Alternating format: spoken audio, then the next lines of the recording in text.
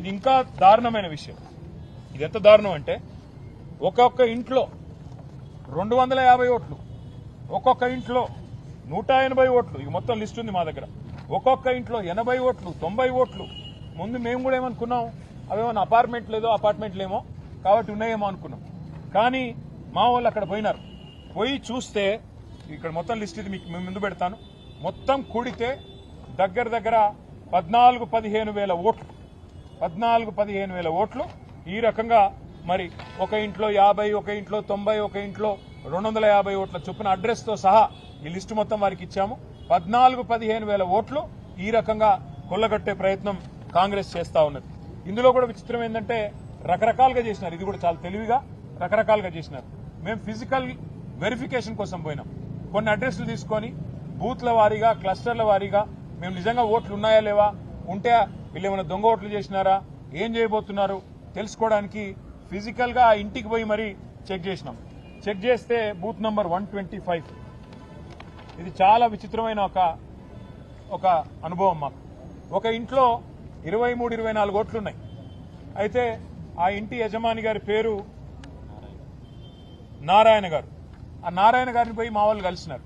నారాయణ గారు, మరి మీ ఇంట్లో 23 ఓట్లున్నాయి, దయచేసి మా పార్టీకి వేయండి, మాకు మద్దతు చెప్పండి, కేసీఆర్ గారిని గెలిపించండి అని మేము పోయినాం. పోతే ఆయన మొత్తం ఓటర్ లిస్ట్ ఆయన కూడా చూసుకున్నాడు.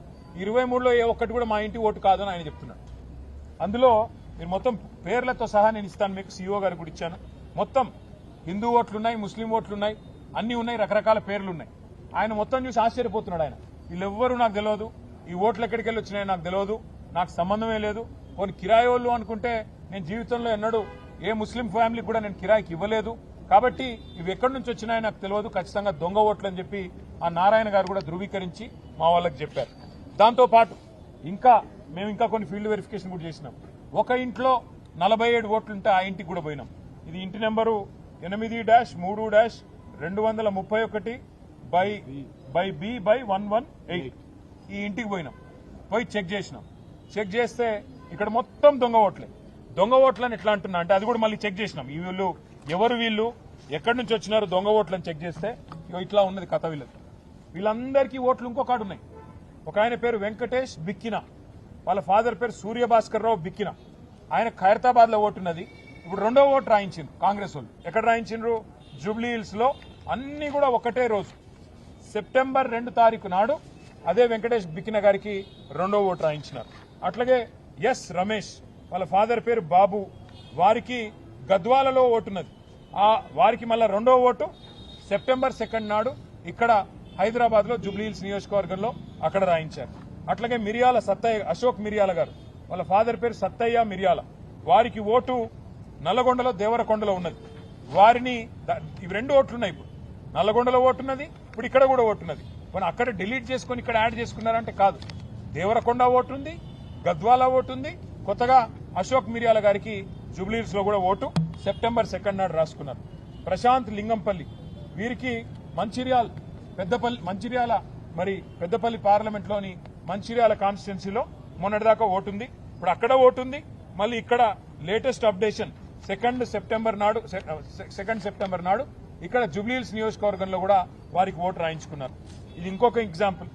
షేక్ రసూల్, వారు ఉప్పల్ అసెంబ్లీ నియోజకవర్గంలో మల్కాజ్గిరి పార్లమెంట్ లో వారికి ఓటు ఉంది. ఇప్పుడు కొత్తగా జూబ్లీహిల్స్ లో కూడా ఓటు రాయించారు. షేక్ నయీబ్ రసూల్ అని చెప్పి వారికి మిడిల్ నేమ్ యాడ్ చేసి ఇక్కడ కూడా ఒక ఓటు రాయించినారు. అట్లాగే వెంకటేష్ కోటేలు చదువుతూ పోతే కొన్ని వేల ఎగ్జాంపుల్స్ ఉన్నాయి. ఇవన్నీ కూడా కేవలం మేము ఫీల్డ్ లో తిరిగి, మా పార్టీ నాయకులు ఫీల్డ్ లో తిరిగి వెరిఫై చేస్తే ఇన్ని ఎగ్జాంపుల్స్ మాకు దొరికినాయి. ఇవాళ మేము ఈ రాష్ట్రంలో ఉండే కాంగ్రెస్ పార్టీని, అట్లాగే ఇక్కడ ఎన్నికల ప్రక్రియకు బాధ్యులుగా ఉన్న సీఈఓ గారిని స్పష్టంగా 3 డిమాండ్లు వాళ్ళ ముందు పెట్టాం. మీరు మొట్టమొదటి విషయం, మా అనుమానం దాదాపు 19 నుంచి 20 వేల దొంగ ఓట్లు రకరకాల రూపాల్లో, లేని ఓట్లు ఉన్నట్టుగా లేదా డబల్ ఓట్లు రాయించి ఎక్కడో దేవరకొండ, గద్వాలు, నకరేకల్లు, ఉప్పలు, మంచిర్యాల అక్కడి ఓట్లు ఇక్కడ కూడా రాయించి ఈరోజు ఒక కొత్త నాటకానికి తెరలేపి దొంగ ఓట్లతో గెలవాలన్న ప్రయత్నం కాంగ్రెస్ పార్టీ చేస్తున్నట్టుగా మాకు అనుమానం ఉన్నది.